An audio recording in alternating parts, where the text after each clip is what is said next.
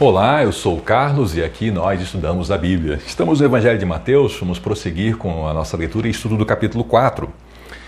Diz aqui a Bíblia que quando Jesus soube que João havia sido preso, voltou a Galiléia. Vamos dar um pouquinho de contexto nisso aqui. Esse João é aquele João, o que batiza, que nós vimos lá no capítulo 3. E outros evangelhos contam mais detalhes, mas ele foi preso, João Batista, e essa prisão acabou resultando em sua morte. Quando Jesus soube disso, ele voltou para a Galiléia. É importante que a gente tenha clareza que Jesus ele veio com um propósito a esse mundo. Ele tinha dia, hora, local e jeito para morrer. E Jesus se recusava a morrer de qualquer jeito, em qualquer lugar. Então, sempre que surgia uma ocasião que tentavam levar ele à morte, se não era a ocasião que foi marcada por ele, ele não aceitava, ele se retirava, porque ele veio para morrer a morte e morte de cruz, conforme nós lemos nas Escrituras. Então ele voltou para Galiléia, mas ele saiu de Nazaré. Lembram que a gente estudou que quando o pai dele, José, e a mãe dele, Maria, voltaram do Egito, eles não foram para Belém, mas foram para Nazaré, no norte? Pois é, nesse momento Jesus, então, decide sair de Nazaré e vai para uma outra cidade chamada Cafarnaum. É uma cidade litorânea que fica junto ao Mar da Galileia. Esse Mar da Galileia, ele é o lago que fica no norte de Israel, e de fato ele é um lago, né, o Lago de Tiberíades, e esse lago é tão grande que ele é conhecido também como Mar da Galileia, como se fosse um mar interior. E nessa região é a região de Zebulon e Naftali. Quem são esses? Zebulon e Naftali são dois dos 12 filhos de Jacó, o Jacó lá do Antigo Testamento. Só para dar uma rememorada aqui, se você conhece a história, existiu Abraão, um homem chamado por Deus e que virou amigo de Deus. Abraão teve um filho Isaque, Isaque foi o pai de Jacó. Jacó teve 12 filhos e uma filha. Esses 12 filhos de Jacó se tornaram os patriarcas das 12 tribos de Israel. Jacó é o mesmo Israel, ele teve uma mudança de nome na sua vida. E entre essas tribos, então, Zebulon e Naftali. Esses ocuparam um território muito ao norte do país, já numa região fronteiriça, numa região bastante distante de Jerusalém. E, de certa forma, eram considerados grupos que ficaram muito longe da luz de Jerusalém, eram grupos que ficaram muito longe do templo. E estavam bastante sujeitos também a perigos por conta de invasão de povos bárbaros, de povos inimigos. E era uma região um tanto quanto, podemos dizer, hostil. E sobre esses havia uma profecia de Isaías. Isaías foi um profeta muito importante que viveu lá no período do Antigo Testamento, e ele trouxe muitas visões e muitos textos sobre a vinda de Jesus Cristo. E numa dessas visões, um desses textos, ele escreveu que a terra de Zebulon e Naftali, junto ao mar, além do rio Jordão, na Galiléia, onde vivem tantos povos gentios, quer dizer, pessoas que não são judeus, e esse povo que vivia em escuridão viu uma grande luz. E sobre os que viviam na terra onde a morte lança sua sombra, uma luz brilhou.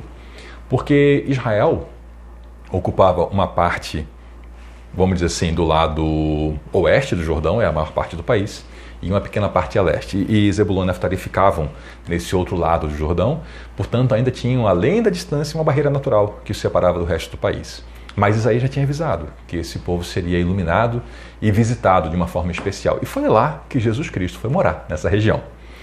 E a partir de então, Jesus Cristo começou a anunciar a sua mensagem. E qual era a sua mensagem? Arrependam-se, pois o reino dos céus está próximo. A mesma mensagem que João Batista já pregava e que mais tarde nós veremos os apóstolos pregando.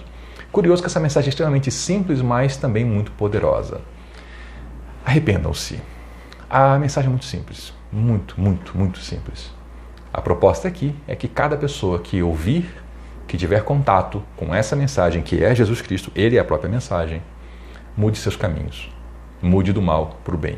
Mude do caminho próprio para o caminho de Deus. Por quê? Porque o reino dos céus está próximo. Se ele está próximo, nós temos oportunidade de ter contato com ele. Então, por que não fazer isso? Por que não andar no arrependimento, numa mudança de vida, numa conversão? Conforme eu já comentei, conversão é isso, é mudar de direção. Conversão não é adesão a algum grupo, conversão é mudar de direção, mudar de caminhada. Então, enquanto Jesus andava à beira do Mar da Galileia, ele viu dois irmãos, Simão, chamado Pedro, e André, o seu irmão, e eles jogavam redes ao mar, pois viviam da pesca. Simão, chamado Pedro. Aqui a gente tem uma pequena dificuldade com tradução, que a gente pode entender melhor o seguinte. Simão, o nome dele, o segundo nome dele, o apelido dele era Queifá. Queifá literalmente é pedra. Simão, chamado de pedra. Só que pedra, quando foi traduzido Queifa, para o latim, que foi uma das primeiras traduções da Bíblia e foi talvez a que reinou por um maior período da história cristã, foi chamado então de Petrus. E o Petrus, que significava pedra em latim, quando veio para o português, a nossa língua, veio como Pedro. Mas na verdade quer dizer pedra mesmo, é o Simão chamado de pedra, o Simão Rocha, vamos dizer assim, né?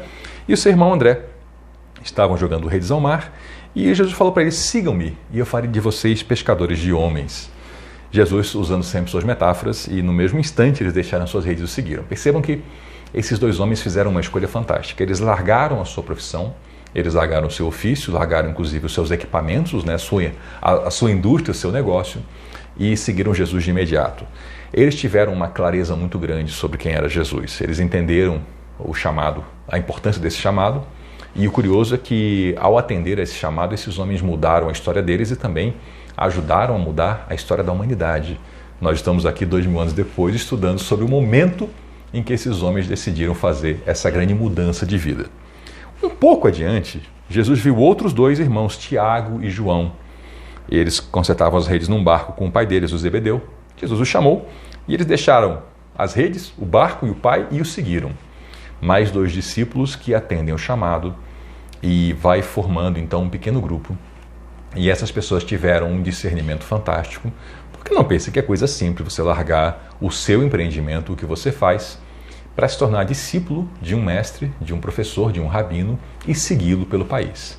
Eles fizeram uma grande escolha e essa escolha foi uma escolha transformadora para eles, para muita gente e, por que não dizer, até mesmo para nós, que hoje usufruímos desse texto. Jesus então viajou por toda a região da Galileia, toda aquela região ao norte, ele caminhou por lá e ele foi ensinando nas sinagogas. Importante lembrar que sinagoga não é templo, templo só existe um, que é em Jerusalém, esse é o entendimento judaico. Sinagoga é um local de reunião para orações. Qual a diferença? É que no templo se oferece sacrifícios a Deus e se tem o entendimento que no templo é mais ou menos como se fosse o ponto onde o céu toca a terra, onde Deus se faz presente de uma maneira mais vívida e especial.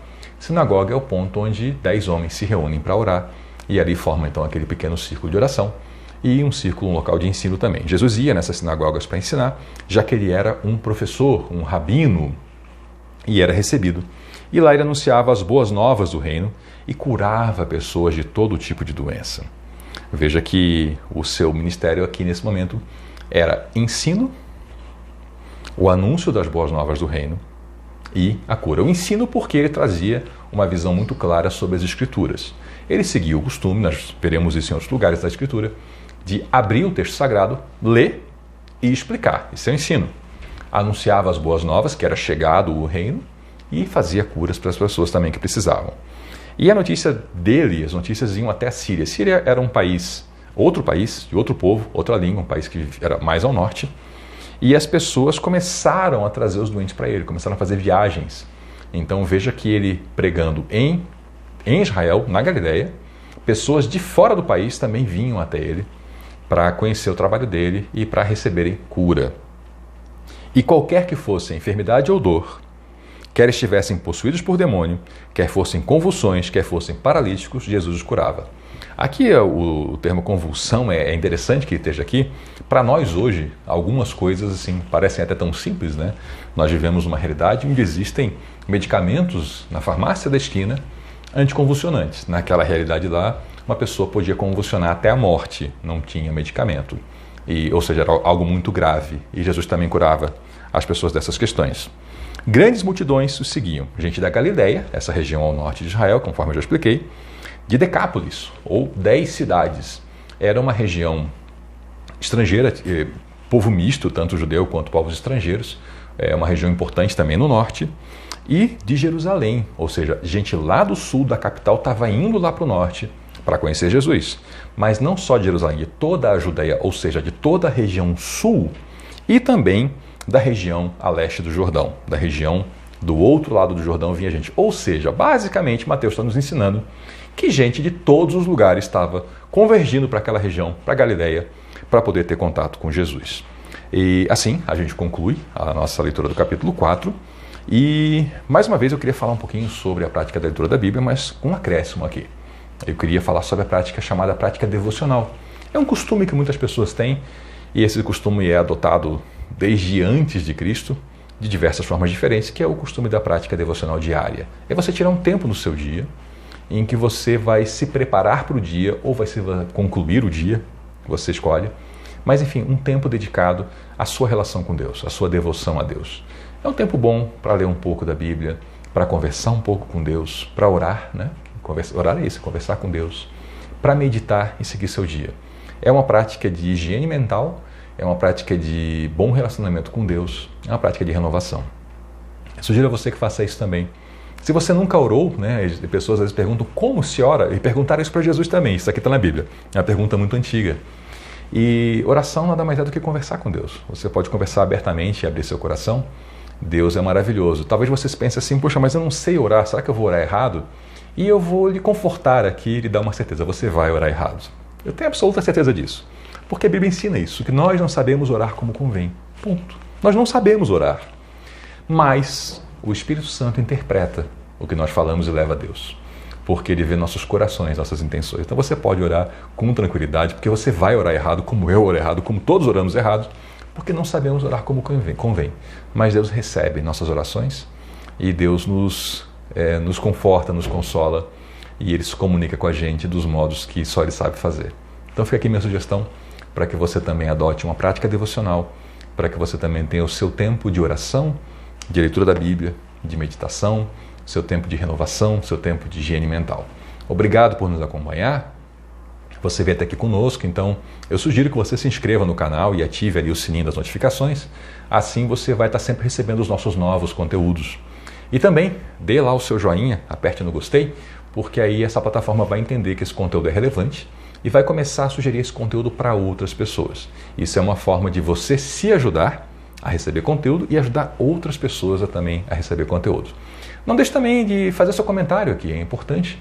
Você conte a sua experiência, se você já tem uma prática devocional, conte aqui um pouco sobre isso. Se você já tem uma caminhada com as Escrituras, com a sua leitura, conte um pouco também. É interessante sempre conhecer as experiências e compartilhar. Boa parte da nossa vida, ela é relação com os outros, né? Ela é relacionamento. Então, que legal se você puder dar um pouquinho de você mesmo também para outras pessoas e compartilhar aqui um pouco da sua história. Muito obrigado por participar do nosso canal. Eu sou o Carlos e aqui nós estudamos a Bíblia. Um grande abraço e até a próxima.